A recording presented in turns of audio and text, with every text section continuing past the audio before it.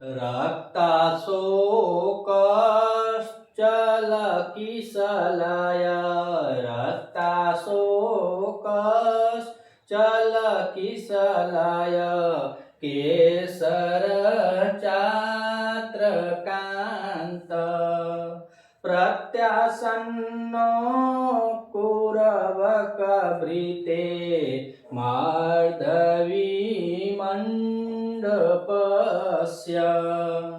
एकः सख्या तव सह माया एकः सख्या तव सह माया वामपादाभिलाषी काङ्गचन्यो बदनमदिरा काङ्गचन्यो बदनमदिरा दोहदच्छदनस्या दोहदच्छन्दस्या।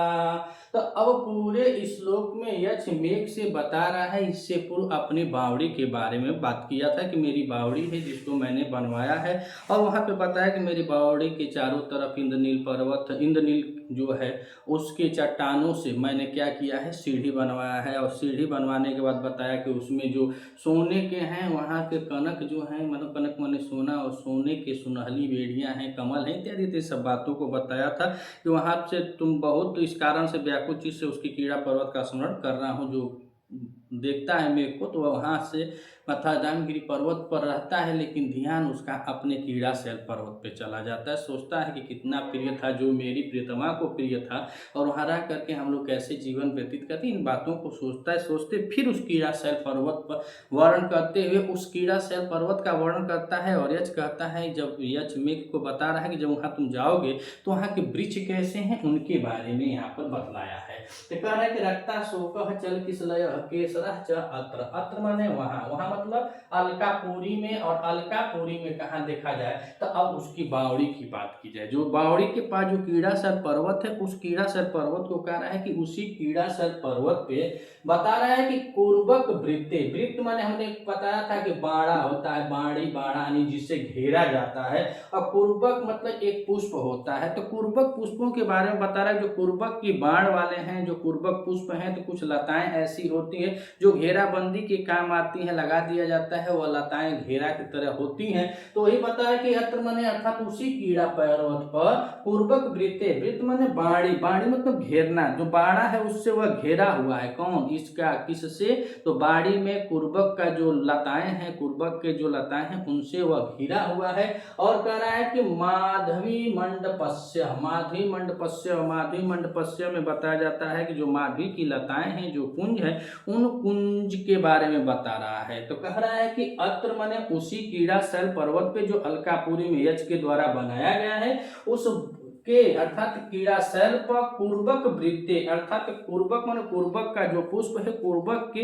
बाणी वाले, और माधवी मंडपस्य, जो माधवी की जो लताएं हैं, माधवी की जो लताएं हैं, उन लताओं के कुंजों के प्रत्यासन्नो, समीप में, प्रत्यासन्नो माने समीप में, और प्रत्यासन्नो में देखा जाए तो यहाँ पे प्र उपसर्ग हो जाएगा, और प्र उपसर्ग के बाद आ उपसर्ग होगा, और आ उपसर्ग के बाद इसमें धातु की बात करें तो सद धातु होगी, और सद धातु में के साथ कट प्रत्यय लगा हुआ है। उसके बाद प्रथमा में द्विवचन की यह क्रिया लगी हुई, प्रथमा द्विवचन की क्रिया है। तो अत्र माने उसी कीड़ा शैल पर कुर्बक वृत्ते, कुर्बक के बाड़ों में माधवी मंडस यानी माधवी के लताओं के कुंजों के प्रत्यासन्न समीप में बता रहा है कि चल किसलय, चल किसलय, वैसे तो आज हम लोग यही पढ़े हैं कि चल किसलय मतलब होता है जिसका दल, चल दल हो, या चल किसलय पीपल के पत्ते को कहा जाता है। लेकिन यहाँ पर बता रहा है कि चल किसलय, जिसका किसलय अर्थात नवीन कपोल, जो हमेशा हवा बहने से धीरे धीरे हमेशा हिलता रहता है, जैसे हवाएं चलें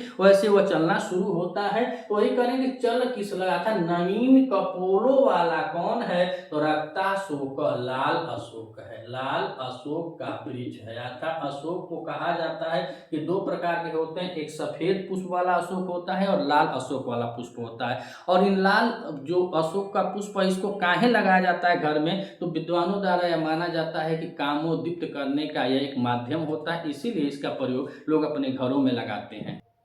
तो यही होता है कि रक्त अशोक यानी लाल जो अशोक का वृक्ष होता है उसको क्या किया जाता है, तो उसको बता रहा है कि जो प्रेमी लोग होते हैं वो अपने घर में लगाते हैं और कि जिससे उसको कामोद्दीप्त हो। तो वह भी कह रहा है कि लाल अशोक के क्या हैं, चल किसलय हैं, जो उसके नए कपोल कपोल जो डंठल के यहाँ पत्ते होंगे तो नए नवीन जो पत्ते हैं वह कैसे हैं, चल किसलय अर्थात वह चलने वाले हैं। और दूसरा बताया केसर, केसर और क्या है, तो केसर है। और केसर को भी यह बताया जाता है कि यह भी जो होता है यह भी कामोद्दीप्त करने वाला होता है। और केसर की विशेष विशेषता यह भी होती है कि यह तो मान सभी पुष्प जो खिले होते हैं तब तक सुगंधित होते हैं, मुरझाते हैं, सूखते हैं तो उनका सुगंध खत्म हो जाता है, लेकिन इसके बारे में यह बताया जाता है कि यह खिला रहेगा तब भी सुगंध देगा और न मुरझा जाएगा यानी झुरा जाएगा तब वो यह सुगंध देता है, इसीलिए इसकी गंध बहुत अच्छी होती है। वैसे भी लोग प्रयोग करते हैं, तरह तरह के लोग प्रयोग करते हैं, लाल रंग का होता है, सबसे महंगा भी मिलता है। तो यह केसर है और केसर का पुष्प का है बहुत ज्यादा अधिक गंध देने वाला है। तो दो लाइन में यह मेघ से यही बताया कि जब तुम कीड़ासर पर्वत पे मेरे कीड़ासर पर्वत पे जाओगे तो कुर्बक वृत्ते, कुर्बक मतलब एक मतलब फागुनहा, यह जो होता है फागुन के महीने में या बसंत ऋतु में यह खिलने वाला पुष्प है, इसका रंग गुलाबी गुलाबी होता है। तो बताए कि उस कीड़ासर पर्वत पे कुर्बक वृत्ते आता है, कुर्बक के पुष्प से घेरे हुए और माधवी मंड पश्य आता, तो जो माधवी लताओं के कुंजों के प्रत्यासन्नो माने समीप में चल किसलय यानी चलने वाले नए नए कपोलों वाले रक्त अशोक लाल अशोक है। और क्या है, तो कह रहे हैं कि कांत, कांत मतलब होता है सुंदर, कांत माने क्या होता है सुंदर, तो कांत केसर और सुंदर क्या है, तो वहाँ केसर का वृक्ष है, केसर का पौधा है, वृक्ष है जो वहाँ पे लगा हुआ है। और विशेषता यह भी बताया कि लाल अशोक अगर हम लोग देखे होंगे तो यही अशोक का पेड़ है, लोग मानते हैं कि वहाँ पे शोक नहीं होता इसीलिए अशोक कहा जाता है, वहाँ शोक से निवृत्ति होती है। माता सीता जी इसी अशोक के पास बैठी हुई थी जो रामायण में है, वाल्मीकि रामायण में, तो अशोक वाटिका ही है, तो अशोक वाटिका में माता सीता जी इसी अशोक के वृक्ष के नीचे बैठी होती हैं। और भगवान जब जाते हैं अथा हनुमान जी जाते हैं तो मुद्रिका उद्रिका वगैरह जो देते हैं यही प्रकरण, तो वहाँ भी अशोक होता है। तो अशोक के वृक्षों के बारे में बताया तो अशोक दो प्रकार के, एक सफेद पुष्प वाला होता है और एक लाल पुष्प वाले होते हैं, तो दोनों ही शोक से रहित होते हैं। और आगे कहा कांता माने सुंदर, केसर का भी पौधा है और उसी के बारे में बतलाया। अब इनके बारे में इनकी विशेषता क्या है, लाल अशोक और पूर्वक से घिरे हुए केसर के वृक्ष कैसे हैं, तो नीचे अब बता रहा है कि एक सख्या तव सह माया वाम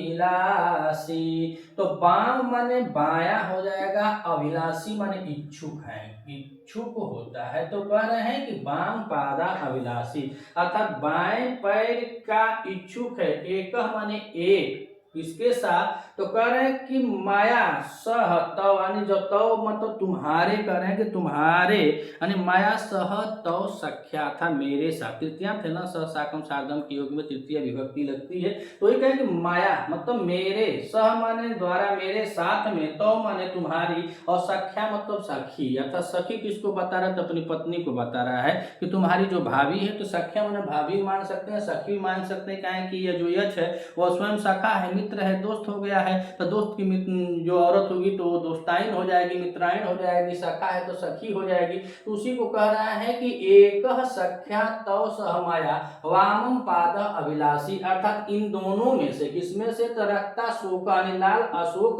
केसर के वृक्षों के बारे में कह रहा है कि उसमें से जो एक है, कह रहा है कि माया सह तव अर्थात मेरे साथ जब मेरी प्रेमिका रहती है अर्थात मेरे साथ जब हम लोग दोनों दाम्पत्य रहते हैं, तो कह रहे हैं तव सख्या तुम्हारी भाभी से या तुम्हारी मित्र से या तुम्हारी भाभी या सखी का क्या है, तो वामह पदा अभिलाषी बाएं पैर का इच्छुक है। और यहाँ पे बताया जाता है कि जो अशोक के वृक्ष होते हैं उनके बारे में कवि जी लिखते हैं, कवियों ने बतलाया है कि ऐसे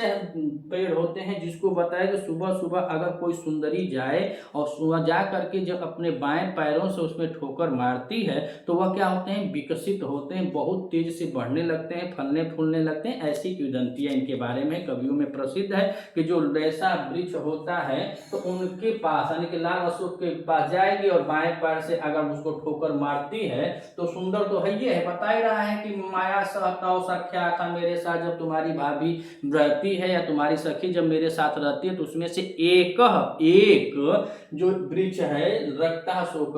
वह कैसा है, तो कह रहे वामः पादा विलासी, उसके बाएं पैर की ठोकरों का इच्छुक है, वह बाएं पैर की ठोकरों को चाहता है कि बाएं पैरों से वह ठोकर मारे। तो वामः असो पाद, अगर वामः असो पाद देखा जाए तो यहाँ पे कर्मधारय समास हो जाएगा। कौन सा समास है? कर्मधारय समास है। अविनाशी में देखें तो यहाँ पे अभी उपसर्ग हो जाएगा और यहाँ पे लक्ष्य धातु है, लस धातु है और उसके बाद ऋणी प्रत्यय होता है, तो शब्द बना है अविनाशी। तो कहा क्या कि एक, उसमें से एक जो है माया सहता, मेरे साथ जो मेरी प्रेमिका रहती है, मेरी पत्नी रहती है, सख्या तुम्हारी सखी है, तुम्हारी भाभी, तो वामः पाद अभिलाषी अर्थात उसके बाएं पैर का क्या है? अभिलाषी है, बाएं पैर की इच्छा रखता है। अब दूसरी लाइन में, चौथी लाइन में क्या कहा, तो कांगच्छन्यो वदन मदिरा दोह छद्ना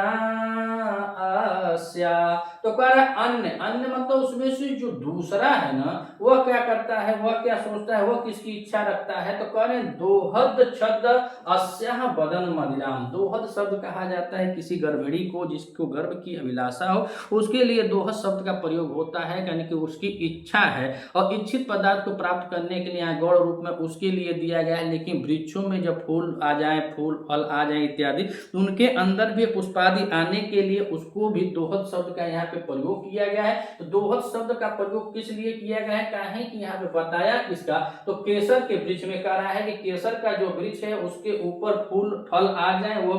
विकसित हो जाए, यह सोच करके अस्यः बदन मदिराम कांक्षत, अर्थात वह सोचता है, वह भी इच्छा रखता है कि मेरे ऊपर यह सुंदरी अर्थात मेरी पत्नी तुम्हारी भाभी मदिरा का कुल्ला करे, यानी जो मदिरा का सेवन करती है उस मदिरा का सेवन करके उसके ऊपर कुल्ला करे ताकि वह विकसित हो जाए। तो नीचे बताया कि दोहद छन्ना अस्यः बदन मदिराम कांक्षा, अर्थात वह बताया कि तुमका क्या करना है, दोहन की इच्छा, ना दोहन के बहाने वह क्या करे, तो मदिरा का मुंह में पान करके और उनके ऊपर कुल्ला करे, उनके ऊपर मदिरा बहाना चाहता है, यह उसकी इच्छा है। कांगच में देखा जाए तो यहाँ पे लट लकार है, कांगच धातु हो जाएगी, यहाँ पे कांगच धातु है और यह लट लकार प्रथम पुरुष एक वचन की क्रिया लगी होती है कि चाहना। और आगे कह रहे हैं कि रक्ता शोक असोच, इसमें देखा जाए तो इसमें भी कर्मधारय समास होता है। कौन समास है? कर्मधारय समास होता है। और दोहद छन्ना में देखा जाए तो यहाँ पे षष्ठी तत्पुरुष समास हो जाएगा। दोहद छन्ना में तो वह क्या करती है, उनसे इच्छा रखती है कि वह किससे करे, तो वह इच्छुक होता है। पहला तो इच्छुक उनके बाएं पैर का और दूसरा बता रहा है कि दोहद अच्छा वदन मदिरा कांक्षति, अर्थात तो वह क्या चाहता है, तो यह चाहता है कि मेरे ऊपर मदिरा का पान करके कुल्ला करें तो उसका विकास हो। तो आइए एक बार और देख लेते हैं कि रक्ता शोक चल किसलय केसर चात्र कांत प्रत्यासन्न कुरवक वृते माधवी मांडपस्य। तो कह रहे हैं अत्र माने अर्थात वही कीड़ा शैल पर कौरबक वृत्त यानी कुर्बक के बाड़ियों से घिरा हुआ और माधवी मंडपस्य और माधवी के लता कुंजों के प्रत्यासन्न माने समीप में रक्ता शोक लाल अशोक का वृक्ष है। वो कैसा है, जो चल किसलाया है, जिस पर नवीन नवीन कपोल आए हुए, नवीन नवीन जो पत्ते आए हुए हैं, ऐसे लाल अशोक है। और कह रहा है च माने और केसर कांत च केसर, अर्थात वहां पे एक सुंदर केसर का भी वृक्ष है जिसको मौलसिरी का वृक्ष कहा जाता है। कि मौलसिरी का वृक्ष होता है उसी के बारे में कह रहा है कि वहां पे लाल रक्त का लाल अशोक का वृक्ष है और मौलसिरी का भी वृक्ष है। फिर तीसरी लाइन में कहा कि एक सख्या तव सह माया वाम पादाभिलाषी, तो कह रहा एक अर्थात इन दोनों में से एक जो है माया सहत और सख्या, जब मेरे साथ मेरी पत्नी मेरी प्रिया रहती है तो वह मेरी प्रिया अर्थात तुम्हारी सखी तुम्हारी जो भाभी है उससे वामः पदाभिलाषी बाएं पैर की ठोकरों का इच्छुक है कि वह मेरे ऊपर बाएं पैर मारे, और बाएं पैर मारने से उसका क्या हो जाता है, विकास होता है। और आगे बताया कि कांजन्यो बदन मदिरा, यानी अन्य जो अन्य दूसरा जो है उसके बारे में कह रहा है कि अन्य दोहद छन्ना अस्य, अर्थात दूसरा जो है वह दोहद में, और दोहद मतलब वही होता है विकसित होना, उनकी इच्छा है तो वह फल फूल प्राप्ति इत्यादि करने के लिए दोहन का इच्छा रखता है। अर्थात बकुल का वृक्ष जो है, जो मौल से बकुल जो वृक्ष है केसर को, जो केसर का वृक्ष है वह क्या है, दोहद के बहाने अस्याह बदन मदिरा कांसत, अर्थात मेरे ऊपर क्या करे, मदिरा का पान करके कुल्ला करे, इसकी इच्छा रखता है। तो लाल अशोक इच्छा रखता है कि तुम्हारी भाभी उसके जड़ में जाकर के अपने बाएं पैर को मारे, और जो बकुल है यानी मौलश्री का वृक्ष है वह इच्छा रखता है कि उसकी भाभी अर्थात यक्ष पत्नी है, जो यक्ष की पत्नी है वह मदिरा पान करके उसके ऊपर कुल्ला करे, ऐसे वह लोग सोचते हैं। अगर आप इस चैनल पर नए हैं तो चैनल को सब्सक्राइब कीजिएगा, वीडियो अगर आपको अच्छी लगे तो अधिक से अधिक शेयर कीजिएगा। मिलते हैं अगली वीडियो में, तब तक के लिए नमः संस्कृत।